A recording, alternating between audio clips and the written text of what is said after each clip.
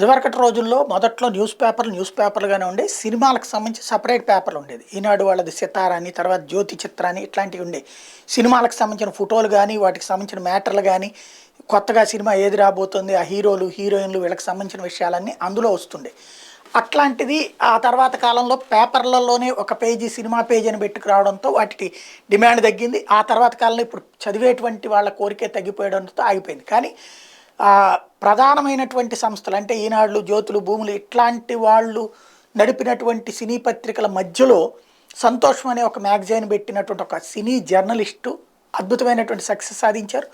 అది సక్సెస్ఫుల్గా సాగింది. వీళ్ళందరికంటే కూడా చక్కటిగా ఎక్స్క్లూజివ్ ఫోటోలు తీసుకురావడం కావచ్చు, మంచి మంచి దీంతో సంతోషం బాగా సక్సెస్ అయింది.